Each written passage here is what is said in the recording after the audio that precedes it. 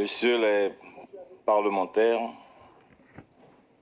messieurs les chefs coutumiers, mesdames et messieurs, messieurs les conseillers territoriaux, chers collègues maires, tous en vos grades et qualités, permettez-moi de commencer par une note un petit peu négative, en vous disant que lorsque je suis rentré dans l'hémicycle ce matin, enfin l'Assemblée, j'avais une lueur d'espoir.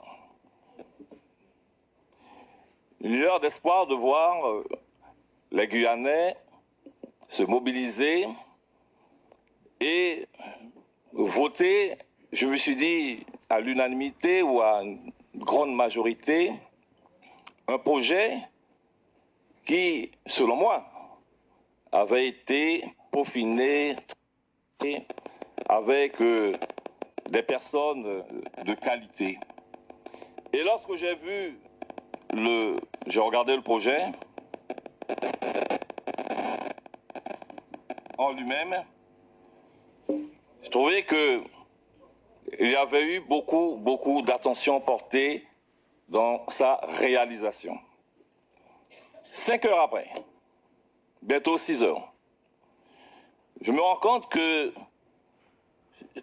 le fondement, la base même d'un projet qui a un tel enjeu, avec une telle consistance, je me rends compte qu'il y a un élément fondamental qui nous manque, c'est le consensus. Consensus, encore une fois. Je l'avais dit dimanche, lorsque une délégation du Front était venue discuter avec moi en mairie, je vous l'avais dit, moi je pense qu'il y a un problème dans la temporalité, là, dans le timing. Véritablement, nous sommes encore sur certainement des questions de méthode qui nous empêchent d'avancer. J'avais dit que je trouvais prématuré, vraiment prématuré, de discuter d'un sujet aussi important à quelques semaines des élections, parce que ça va pourrir le débat. Je l'avais dit, ça va pourrir le débat. Et lorsque je vois l'intensité des discussions, la violence des propos, dans une assemblée où tout le monde a regardé nous, tout le monde nous regarde, moi ça me fait de la peine, beaucoup de peine. Et donc, je ne vais pas être long parce que j'avais préparé véritablement, ça fonctionne ça?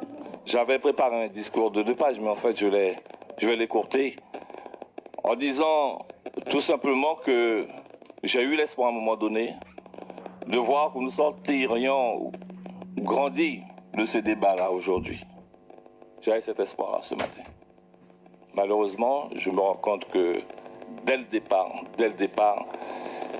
les choses ont été peut-être mal appréciées. Les propos dépassaient donc certainement, je pense, les pensées dès le départ, dès ce matin. Et je pense que nous avons vraiment mal entamé le débat. Par conséquent, Monsieur le Président, alors moi, je le vois comme ça. Il ne faut pas oublier que, in fine, ce que nous allons rechercher, c'est véritablement ce changement de statut, l'adaptabilité du statut qui soit conforme à nos réalités, pas à nos spécificités. Bon, il n'y a pas de spécificité, il y a des réalités locales, c'est tout. Et moi, je pense que, en toute sagesse, c'est une proposition qui vaut ce qu'elle vaut.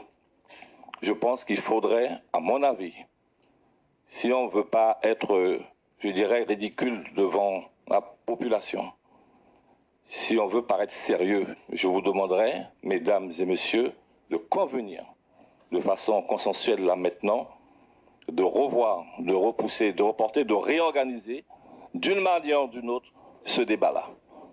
C'est ce que je demande en toute humilité, en toute simplicité. Monsieur le Président, mesdames et messieurs, j'en ai terminé.